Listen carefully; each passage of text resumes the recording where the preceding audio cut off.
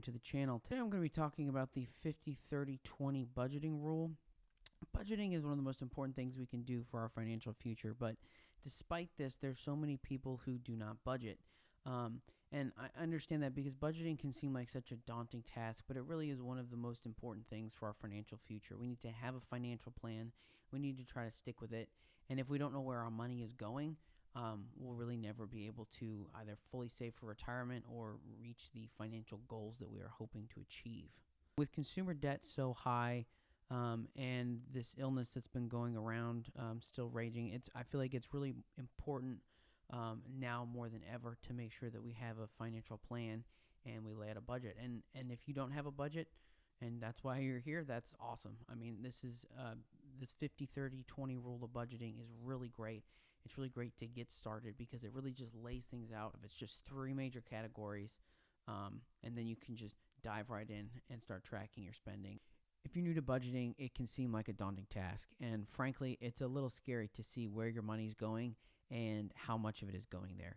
It's the classic leaky faucet effect. So, $5 here, $10 there, all of a sudden you spent $500 on non-essential items in the month. A personal example for myself is when I started budgeting, I realized that I was spending a good couple $100s a month between audiobooks and movie rentals. And I had no idea. I thought I was spending, maybe $20 a month. Then once I started tracking my spending, I was able to cut back on that because I knew that I was spending too much there, and I was able to save more. So that's kind of the beauty of budgeting, is when you find where you're spending and how much you're spending, you're likely going to find something you can cut back on that you didn't even realize you were spending money on. All of a sudden, now you've got an extra, $100 to save or invest.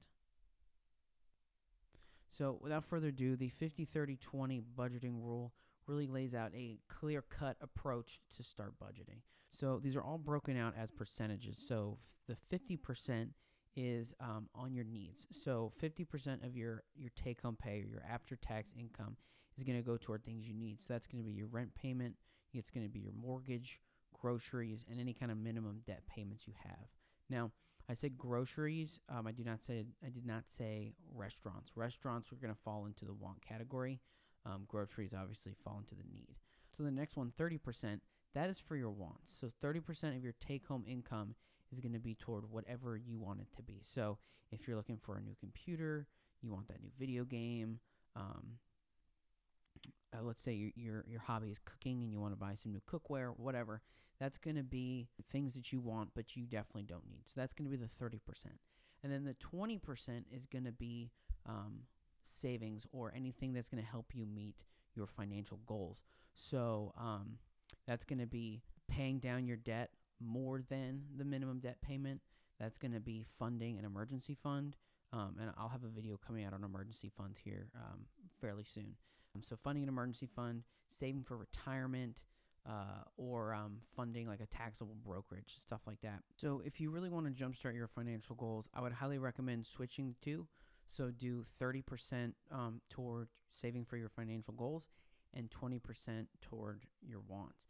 This is really going to help you to save more and get to where you want to be a lot faster than if you did it the other way around. Now, another thing I want to mention is, let's say you have to tap into your emergency fund, and let's say your emergency fund is $10,000 in it, and you have an emergency medical procedure, and you need to spend $2,000. The first thing that you should do is replenish that emergency fund with your next paycheck or paychecks to replenish that $2,000. That should be the first thing that you do. So if you're currently paying extra toward a debt repayment, maybe dial that back for a couple months till you can replenish your emergency fund, because you never know what else might happen. It'd be horrible to have used your emergency fund partially and then lose your job a couple months later or something. So I would highly recommend that if you have to use that emergency fund, replenish that as quickly as possible. Make that a priority. Here's a quick example of the 50-30-20 rule of budget in action. So let's say that your take-home pay is $2,500 a month, okay? That would mean that you have a budget of $1,250 a month on your needs. And then you would have $750 a month that can go to anything you want. That's pretty substantial. And then the remaining 20% would be $500 that could go into the the financial goal of your choice. Now, if you're watching this and thinking that there's no way in heck that you can make your needs fit into that 50%, it's going to be more like 60 or 70. I understand. This is not a perfect system, and it's not going to work for everybody. So I don't want to make it sound like everyone could do this.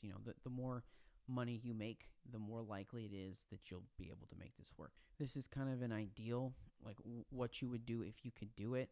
But really, at the core, if this gets you to start, maybe you can only do 60% on needs, or maybe it's more like 70%. But really, this is to get you to start tracking your spending, because even if you're spending 70% on your needs, I'd be willing to bet that there's something, again, the leaky faucet, there's something that you could find that you could cut back on.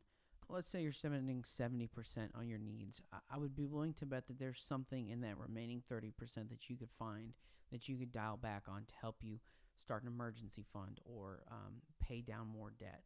So it's not a perfect system, but it is something to, once you start tracking your spending, you'll be able to see where it's going, and that can help you to save more. If nothing else, it's psychological, seeing how much you're spending on certain things and seeing if you can dial it back, because it's pretty scary to see how much you're spending on things that you didn't realize it. Maybe you've got 5 subscription services that you didn't realize you had, and you really only care about Netflix and Amazon, so cancel Hulu or whatever. As you can see, the 50-30-20 rule of budgeting, it's super easy to follow. It's very straightforward, but it does require a good amount of discipline to stick to it. So if you're not currently budgeting, I would definitely encourage you to give this a shot and see where you fall in those categories, right? Are you spending more or less than 50% on your needs? What about with wants? And then what about your financial goals? Are you doing anything to try to reach your financial goals? Do you have financial goals? So let me know what you think. Are you currently using the 50-30-20 rule of budgeting? Do you think you might give it a shot? Are you not interested at all? Definitely let me know in the comments down below. And if you like this video, hit the like button. If you'd like to subscribe, please subscribe. I've got more content like this coming in the future. And until next time, thanks. Bye.